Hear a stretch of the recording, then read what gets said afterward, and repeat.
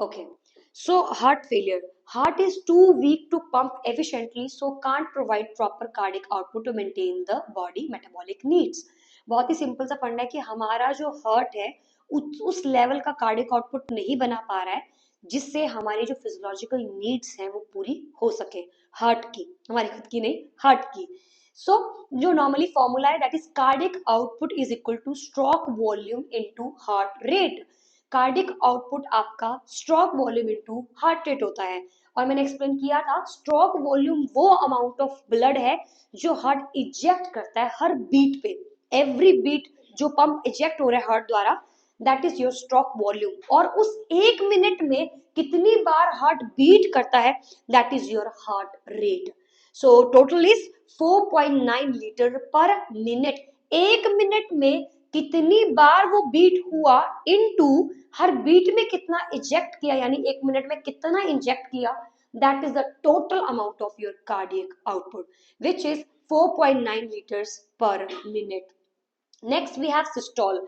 अब कुछ फंक्शंस हैं सिस्टोल एंड डायस्टोल. हार्ट हमारा कॉन्ट्रैक्ट करता है that is systolic function. Heart diastole मतलब रिलैक्स करता है दैट इज डायस्टोल. अब ये हार्ट फेलियर में है, इसका मतलब है कि हार्ट ना तो कॉन्ट्रैक्ट कर पा रहा है या फिर ना तो हार्ट डायलेट कर पा रहा है. सो इन दोनों में से प्रॉब्लम, ये दोनों प्रॉब्लम्स हार्ट फेस कर सकता है. So now let's see firstly the superficial causes and then after we will look into the एनक्लिक्स डाटा. कॉजेस और पैथोफिजियोलॉजी. वो कह रहा है हार्ट कॉन्ट्रैक्ट ही नहीं कर रहा है, सिस्टोल गायब, नहीं कर पा रहा कॉन्ट्रैक्शन. बिल्कुल जो कॉन्ट्रैक्शन है वो क्या है, बिल्कुल बहुत ही कम हो गई है, जिसकी वजह से मतलब क्यों कॉन्ट्रैक्शन कम है, या तो कह रहा है कॉर्नरी आर्टरी में कुछ प्रॉब्लम है, जो हार्ट को ब्लड सप्लाई देती है वही आर्टरीज काम नहीं कर रही है, या फिर जो वॉल्यूम है वो बहुत ही ओवरलोड है. इसकी वजह से क्या होगा, आपका neuro hormonal issues and valvular diseases, जिसकी वजह से आपका जो कॉन्ट्रैक्शन है वो बहुत ही ज्यादा कम हो चुकी है, या फिर डायलेटेड कार्डियो मायोपैथी या किसी प्रकार की हार्ट के अंदर कुछ इश्यू है. सो कार्डियोजेनिक शॉक सेम, हार्ट में कुछ प्रॉब्लम है जिसकी वजह से बॉडी शॉक में गई, लेकिन फ्लूइड था वहां पर, सिर्फ हार्ट पंप नहीं कर पा रहा था, और उसी हार्ट पंप ना करने की वजह से अब हार्ट किसमें है, हार्ट फेलियर में है. So next type we have afterload का बढ़ जाना. मैंने बताया था आफ्टर लोड वो रेजिस्टेंस होती है जो कि ब्लड मतलब जो अयोटा से जो ब्लड निकलता है उसके अगेंस्ट लगती है. तो यहाँ पर आपका आफ्टर लोड बहुत ही ज्यादा मात्रा में है, जिसकी वजह से जो हार्ट है, जो अयोटा जो पंप कर रहा है वो आगे हैंडल नहीं कर पा रहा है और ब्लड आगे जा ही नहीं पा रहा क्योंकि रेजिस्टेंस बहुत ही ज्यादा है. So that is increased after load. कारण क्या है इंक्रीज आफ्टर लोड के, या तो बीपी बढ़ रहा है यानी हाइपरटेंशन है पेशेंट को, या फिर अयोटिक स्टेनोसिस, या तो खुद ही अयोटा बेचारा स्टेनोज्ड है कि वो उस प्रेशर बहुत ही ज्यादा मात्रा में उसे रेजिस्टेंस फेस करना पड़ रहा है, किसे, लेफ्ट वेंट्रिकल को, बहुत ज्यादा मात्रा में रेजिस्टेंस फील कर रहा है वो लेफ्ट वेंट्रिकल. इसीलिए आपका जो हार्ट है वो किसमें जा रहा है, फेलियर में जा रहा है. Got my point? ठीक है. नेक्स्ट, अब नेक्स्ट हमारे पास आता है सेम फॉर्मूला जो मैंने अभी भी डिस्कस किया है. Cardiac output is equal to stroke volume into heart rate, 4.9 litres per minute, 70 into 70 beats per minute. What is preload and diastolic volume is your preload. Preload वो वॉल्यूम होता है जो आपके सुपीरियर और इंफीरियर वना कावा से आपके हार्ट के अंदर आता है. और स्ट्रोक वॉल्यूम क्या है, द अमाउंट ऑफ ब्लड जो हर इजेक्शन पे आपको मिल रहा है. और इजेक्शन फ्रैक्शन कितना होता है नॉर्मली, 64%. अब ये क्या पूरा एक मिनट में एक हार्ट ने कितना परसेंट इजेक्ट कर लिया blood, that is your ejection fraction. Okay. So now next we have heart failure के टाइप्स. गाइस अगर आपका EF लेस देन 40% है it is a heart failure. Okay, and if it is in between 40 to 49 it is reduced but mildly reduced, and if it is more than 50% that is absolutely okay, it's a good deal. Okay, so now और क्या क्या problem है, left right बाइवेंट्रिकुलर acute chronic, इनमें से कोई भी problem आपको देखने को मिल सकती है. डायग्नोसिस में क्या कर सकते हैं आप, प्राइमरी क्लिनिकल डायग्नोसिस आप कर सकते हो. आप पेशेंट की हिस्ट्री ले सकते हैं, physical examination, bilateral lung crackles and peripheral pitting oedema. Got it? Perfect. Now next the thing is, और क्या क्या है, जुगुलर वेन जो है पेशेंट का वो डिस्टेंडेड होगा। S3 साउंड जैसे मैंने आपको बताया था, normally we have S1, S2, लब and dub. At the end of your tricuspid and mitral valve, we able to listen S1 sound, and at the closure of your aortic and pulmonary valve, we are able to listen S2 sound. And S3 and S4 are murmurs. These are the regurgitation sounds which are abnormal in nature. तो आप heart failure वाले मरीज में S3 S4 जरूर सुन पाएंगे। Next we have guys diagnosis, मैंने बता ही दिया, history, physical examination, anti pro BNP, मैंने कल भी बीएनपी का कंसेप्ट बताया था। ये एक बायोन्यूट्रेटिक पेप्टाइड प्रोटीन होती है जो कि वेंट्रिकल के स्ट्रेच होने से रिलीज होती है, और 100 पीजी पर एमएल जो होता है वो नॉर्मल होता है, लेकिन 300 900 से ज्यादा ये सब एबनॉर्मल फाइंडिंग्स होती है। लैब मार्कर्स भी होते हैं हमारे पास, ओके, और 25.5% मोर्टेलिटी रेट है। अगर वो 5000 पीजी पर एमएल से बढ़ जाता है तो मोर्टेलिटी रेट बहुत ही ज्यादा हाई होता है। और BNP release in the time of wall stretching, जब भी आपका वॉल स्ट्रेच होता है उस टाइम पे क्या रिलीज होता है, BNP.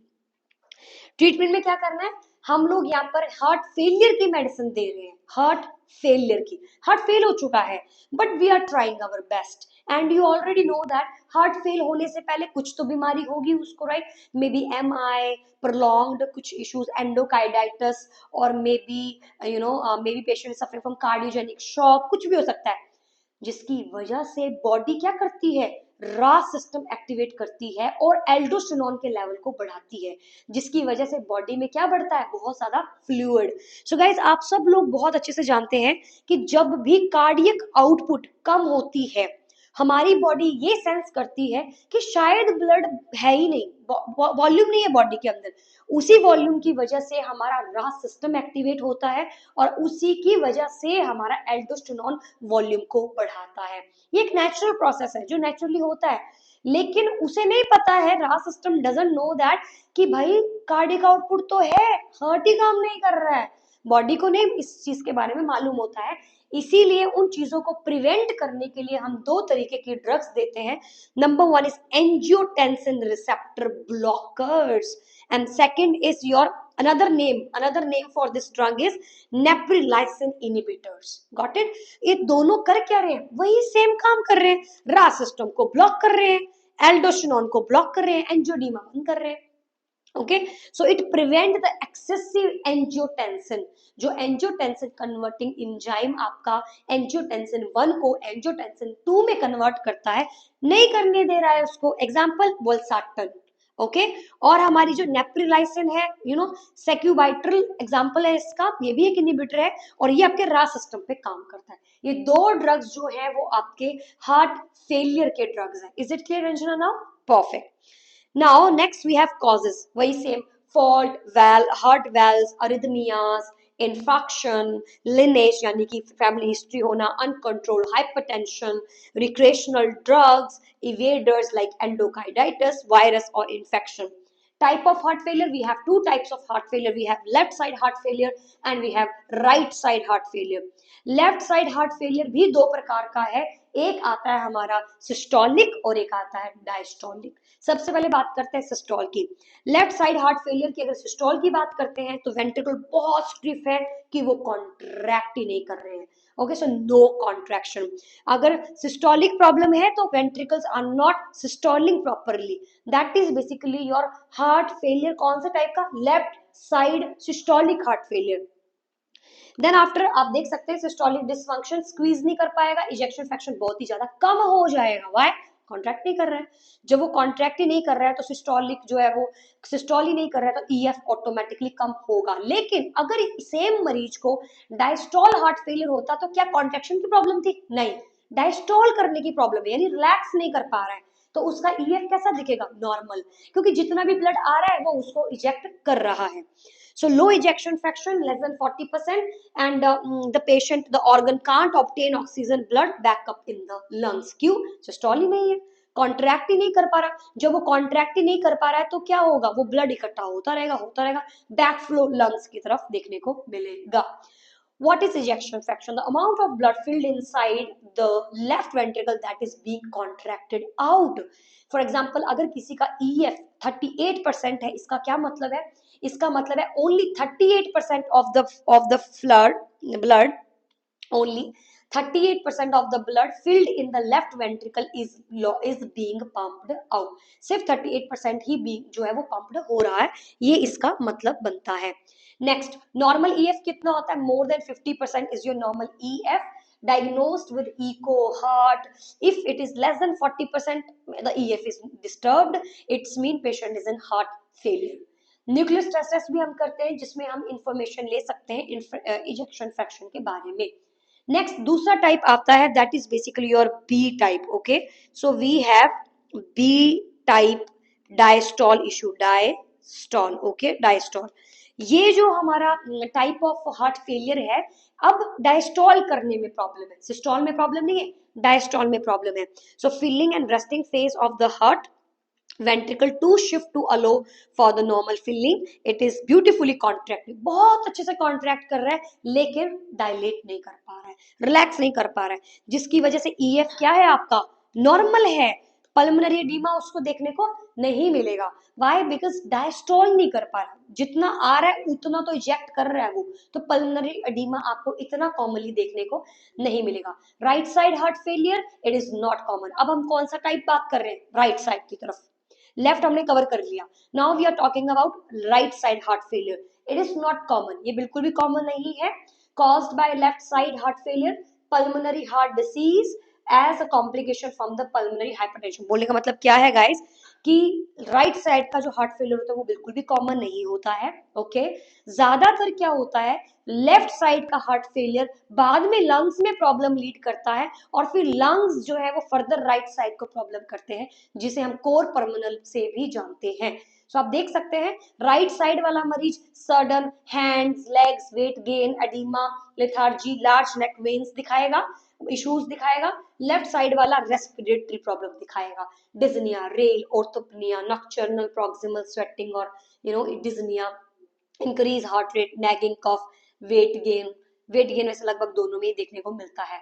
Test BNP. Okay, so B type natriuretic natriuretic peptide, और ये एक प्रोटीन होती है जो कि हेल्प करती है रेगुलेट करने को ब्लड बॉडी के अंदर. Okay, so it is a biomarker, it is a biomarker released by the ventricles. Okay, and there is a excessive pressure due to the heart failure, जिसकी वजह से जो लेवल है वो बहुत ही ज्यादा बढ़ जाता है. Normal is your 100 pg per ml is a normal level, but if it is more than 100, it's mean there is some issues. If it is more than 300, it's mild. If it is more than 600, it is moderate. And if it is more than 900, it is very severe. You can also go for chest x-ray, echo, heart catheterization and nuclear stress test. And however, patient अगर बहुत ही ज्यादा problem में है, तो high sodium, infection, uncontrolled AF, renal failure, ये सब आपको पेशेंट के अंदर सीरियस नोट पे देखने को मिलेगा.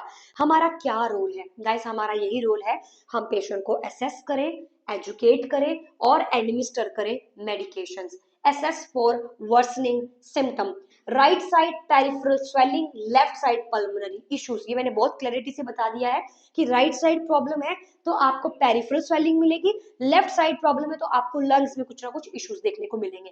Patient responsive to medication, BP वगैरह का मेडिकेशन वगैरह दो, लैब वैल्यूज वगैरह चेक करो, पोटेशियम, BUN, क्रेड digoxin, BNP, troponins. Cardiac diet क्या होती है वो मेंटेन करके रखनी है आपको.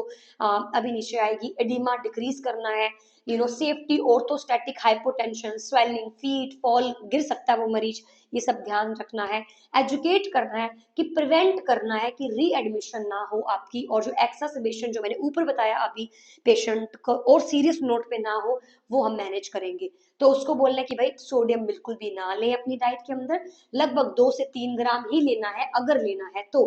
फ्लूइड रिस्ट्रिक्शन मेंटेन करना बहुत जरूरी है. वैक्सीनेशन फ्लू की आप जरूर लीजिए, क्योंकि आपके लंग्स को इन्फेक्शन हो सकता है. एंड डेली वेट चेक करना है, क्योंकि मरीज का वजन बढ़ता है. स्मोकिंग सिसेशन रखनी है और अल्कोहल बिल्कुल भी कंज्यूम नहीं करना है. और पेशेंट को बोलना है कि एरोबिक एक्सरसाइज वो कर सकता है अगर वो टॉलरेट कर रहा है तो. Now guys, we are going to talk about medication. The number one type we have is ACE inhibitors.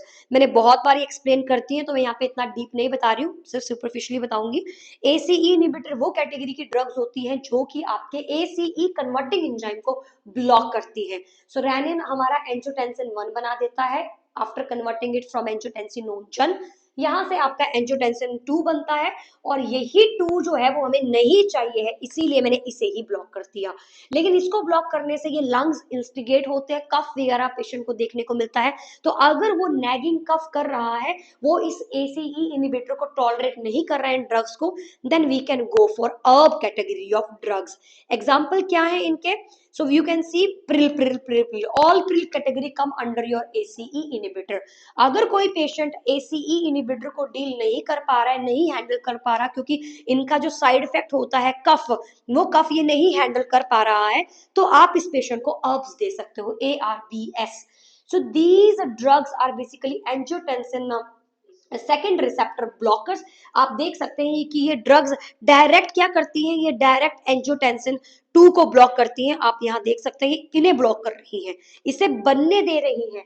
अगर ये बॉडी में बनेगा तो लंग्स को कुछ प्रॉब्लम नहीं है, क्योंकि लंग्स को तो अपना एसीई बन गया, इसीलिए कफ नहीं होगा, राइट. जबकि एसीई इनिबिटर में आप इसे ही ब्लॉक कर रहे थे तो ये लंग को प्रॉब्लम कर रहा था, लेकिन हम इसे अब छेड़ नहीं रहे, हम इसे ब्लॉक कर रहे हैं.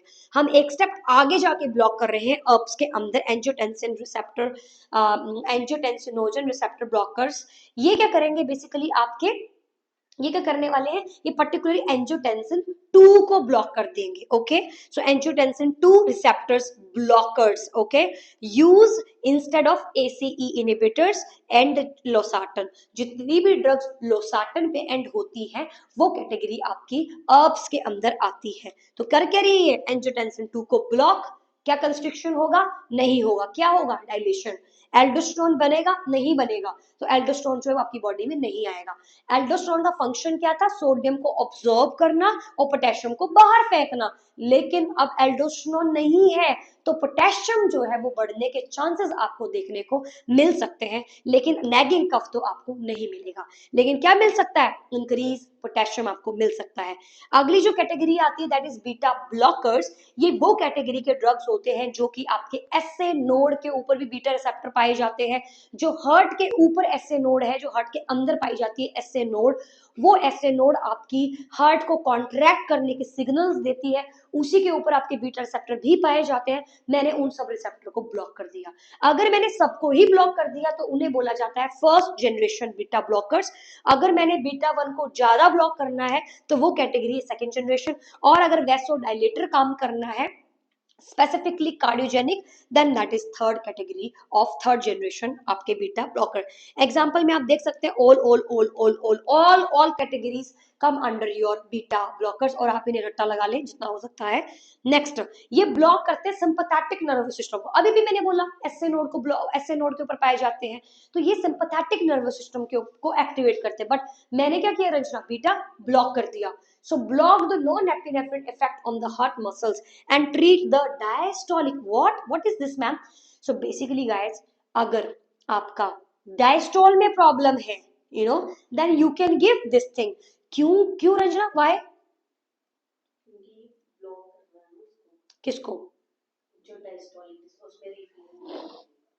एग्जैक्टली मैं सिंपैथेटिक नर्वस सिस्टम क्यों नहीं चाहती हूँ, क्योंकि सिस्टोल में प्रॉब्लम नहीं है, डायस्टोल में प्रॉब्लम है. मैं चाहती हूँ कि जो मेरा हार्ट है वो आराम से डायस्टोल करे, इसीलिए मैं उसे क्या ड्रग्स दे रही हूँ, बीटा ब्लॉकर्स. ओके, क्यों? आई don't want sympathetic nervous system, क्योंकि सिंपैथेटिक नर्वस सिस्टम से सिस्टोल अच्छा होगा, लेकिन मुझे सिस्टोल नहीं चाहिए, मुझे डायस्टोल अच्छा चाहिए, इसीलिए मैंने क्या किया, बीटा ब्लॉकर्स दिए. So guys, always make sure whenever you want to treat the diastolic heart failure, you will go for beta blockers, and whenever you want to treat your systolic heart failure, we can go for AC inhibitors और अर्ब्स पे हम जा सकते हैं. तो ध्यान रखना इस बात का, क्योंकि इसका नेगेटिव आइनोट्रोपिक इफेक्ट है, यानी कॉन्ट्रैक्शन पे ये कुछ ज्यादा असर नहीं दिखाएगा. ये डायस्टोल चाहती हूं मैं चाहती हूँ कि अच्छे से डायस्टोल हो, इसीलिए नेगेटिव आइनोट्रोपिक इफेक्ट है, decrease the myocardial contraction, decrease the heart rate, and heart का जो वर्कलोड है उसे भी क्या करता है, कम करता है. एंड एंड विद लोल, जितने भी लोल वाले ड्रग्स हैं उनके एंड में आपको देखने को मिलेगा, because it weaken the heart contraction due to the specific form of heart failure. तो जैसे कि आप देख रहे हैं कि ये हार्ट कॉन्ट्रैक्शन को वीक करता है, इसीलिए इसे हम स्पेशल तरीके के हार्ट फेलियर में यूज करते हैं और नाम है डायस्टोल। सिस्टोल में आप नहीं दे सकते हो, ऑलरेडी उसके कॉन्ट्रैक्शंस नहीं है, आपने बीटा ब्लॉकर और दे दिया, आपने तो उसका हार्ट बिल्कुल शट डाउन कर दिया। इसीलिए beta blocker systolic heart failure में कभी भी नहीं देना है, अवॉइड करना है। स्पेशली डायस्टोल वाले केस में आप दे सकते हैं क्योंकि सिस्टोल अच्छा है उसका, इसलिए। और अगर आप इसको सिस्टोल हार्ट फेलियर में ही दे दोगे, ये तो और शट डाउन कर देगा आपके कॉन्ट्रैक्शन को, क्योंकि वीक करता है कॉन्ट्रैक्शन को, क्योंकि लोड कम कर रहा है। Next we have anticoagulant if the heart failure AF, why? Because हमारा जो हार्ट होता है उसके अंदर फेलियर है, जो फिब्रिलेशन है, फिब्रिलेशन की वजह से वहां पे क्लॉट बन सकते हैं, इसीलिए एंटीकोगुलेंट्स दे रहे हैं to prevent any kind of clots. So history of blood clots, ejection fraction less than 35%, systolic dysfunction आपको देखने को मिल सकता है। So guys again I am telling you, anticoagulants देने हैं। क्यों? क्योंकि कहीं ना कहीं हार्ट फेलियर में क्लॉट भी बन रहे हैं, मैं वो क्लॉट नहीं चाहती हूँ, तो AF हो सकता है to prevent any clot formation, because that clot can lead to MI and I don't want that. So इसीलिए हम एंटीकोगुलेंट देते हैं पेशेंट को। अगर उसको हिस्ट्री है, EF 35 से भी कम है, तो भाई दोबारा अगर उसको कोई क्लॉट आ गया, MI हो गया, पेशेंट विल डाई, तो इसलिए अवॉइड करना है। एग्जाम्पल में हमने वार्फ पढ़ा था, डीपली पढ़ चुके हैं। एग्जाम्पल वार्फ है, check INR and we have to look for potassium levels, and also vitamin K is an antidote for this warfarin, so make sure। और क्या है हमारे पास, लोविनेक्स, हेपेरिन आता है और हेपेरिन आता है। हेपेरिन के लिए मैंने आपको बताया था, अगर पेशेंट हेपेरिन इंड्यूस्ड थ्रोम्बोसाइटोपिनिया होता है तो हमें उसे डिसकंटिन्यू करना पड़ता है। If the level of the platelet is less than 1,50,000, it can lead to heparin induced thrombocytopenia and we have to discontinue the drug. What is the nursing role? Go for PTT, go check the APTT level. Normally it is 25 to 35, but if patient is taking heparin, then it can be at the range of 60 to 80, which is also normal, and the antidote for that is protamine sulfate, is the antidote of heparin. Next guys we have diuretics. Diuretic एक ऐसी classification है जो heart failure में दी जाती है। क्यों? Because patient बेचारा already load में है, उसके पास फ्लूइड है, सिर्फ हार्ट पंप नहीं कर रहा है, बट फ्लूइड तो है। इसीलिए मैं नहीं चाहती कि इतना फ्लूइड बॉडी के ऊपर आए, हार्ट के ऊपर प्रेशर डाले और हार्ट काम करे। हार्ट काम नहीं कर सकता, वो फेलियर में है। I need transplant the heart. इसीलिए हम उनको डायरेटिक्स देकर जो ओवरलोड फ्लूइड है उसे क्या करते हैं, बॉडी से बाहर फेंकते हैं। तो सबसे पहले जो हमारे पास है that is loop diuretic, then after we have thiazides, potassium sparing and osmotic. So let's start. आप यहाँ पे भी देख सकते हो, इंक्रीज यूरिन प्रोडक्शन, ताकि जो आपका हार्ट फेलियर है वो कम हो जाए, एडीमा कम हो जाए, हाइपरटेंशन कम हो जाए, और क्रॉनिक किडनी डिसीजेस भी थोड़ा सा बेटर, क्योंकि किडनी पे भी काफी लोड पड़ रहा है। So guys, we have firstly loop diuretics. Furosemide is the example. Torsemide administer slowly, क्यों? क्योंकि ऑटोटॉक्सिसिटी लीड करता है, एकदम से बॉडी का फ्लूइड बाहर चला जाएगा सारा का सारा। इसीलिए बहुत इंपॉर्टेंट है कि हम इसे थोड़ा ध्यान रखें। इनिबिट काम करता है, ये सोडियम क्लोराइड के चैनल को ब्लॉक कर देता है, जिसकी वजह से सारा कुछ बॉडी से बाहर, पोटेशियम भी बॉडी से बाहर चला जाएगा। Patient can go into hypokalaemia. So make sure आप पेशेंट के इस साइड इफेक्ट को मेंटेन करके रखें, इसका पोटेशियम का लेवल आप मेजर करके रखें और रिप्लेस करें। अगर आप ओरली दे रहे हैं तो कृपया करके इसे क्रश करने वाला कुछ भी सामान ना दे खाने के लिए, और अगर आप IV दे रहे हैं तो ध्यान रखें कि पुश नहीं करना है, इन्फ्यूजन में देना है और डाइल्यूट कर देना है, ऐसे नहीं चढ़ा देना है। अगला जो ड्रग है हमारे पास that is thiazide drug, and this thiazide diuretic is like hydrochlorothiazide and chlorothiazide. This is also work on your sodium chloride channels. Make sure कि आप इसे ध्यान से दें, क्योंकि इसका भी साइड इफेक्ट आपको पोटेशियम लो देखने को मिलेगा।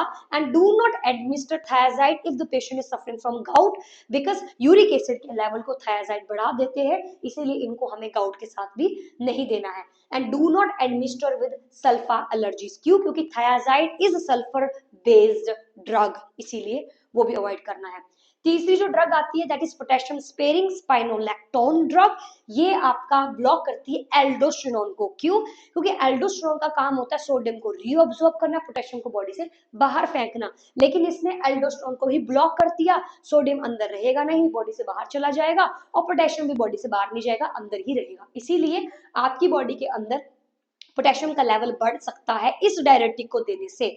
तो इसीलिए आपने पोटेशियम रिच फूड अवॉइड करने हैं, जो कि spinach, tomato, orange juice, carrot, banana, watermelon, ये सब चीजें आपने अवॉइड करनी, पेशेंट को नहीं देनी है। Last we have osmotic category drug. These are very hypertonic fluids and we have to make sure these will put effect on your nervous system, क्योंकि इतना ज्यादा कंसंट्रेटेड होते हैं ये कि एकदम से स्वेलिंग कम कर देंगे, पिट्टी गड़ीमा गायब, इनटेक आउटपुट भी आपका बेचारा ऑल्टर हो जाएगा। इसीलिए ध्यान रखना है कि पेशेंट को न्यूरो असेसमेंट करते रहना है, क्योंकि आपके नर्वस सिस्टम पे इफेक्ट कर सकता है। फॉर एग्जाम्पल आप जो है वो सब डायरेटिक्स के केस में डेली वेट चेक करना, इनटेक आउटपुट चेक करना, पोटेशियम का लेवल चेक करना, एंड एजुकेट करना कि सुबह लेने हैं डायरेटिक्स, रात को नहीं लेने हैं, क्योंकि रात के टाइम पर को वॉशरूम आएगा बहुत ज्यादा। एजुकेट करना की पोजीशन धीरे धीरे चेंज करनी है, वरना you are on risk for fall. And last, educate them to low sodium diet, okay, because diuretics ले रहे हो, बॉडी में ऑलरेडी बहुत फ्लूइड है, तो बॉडी को थोड़ा सॉल्ट भी आप उतनी ही मात्रा में रखें जितनी जरूरत है। गाइज एक क्वेश्चन आपके सामने है, you can see the question in front of you. The nurse is caring for a client with congestive heart failure, administer the morning dose of spironolactone, which lab values reported to be scheduled for the medication. Guys potassium का level बहुत high है 5.3, और जब भी आप spironolactone देते हो automatically potassium का लेवल बढ़ जाता है, तो आप इससे नहीं देंगे। तो ध्यान रखना है, पोटेशियम की जो रेंज है वो बहुत ही ज्यादा है। Last drug we have digoxin. Digoxin एक पॉजिटिव आइनोट्रॉप है और नेगेटिव क्रोनोट्रॉपिक है। इसका क्या मतलब है? पॉजिटिव आइनोट्रॉप मतलब ये आपके कॉन्ट्रैक्शन को बढ़ाएगा, और नेगेटिव क्रोनोट्रॉपिक यानी हार्ट रेट को कम करेगा।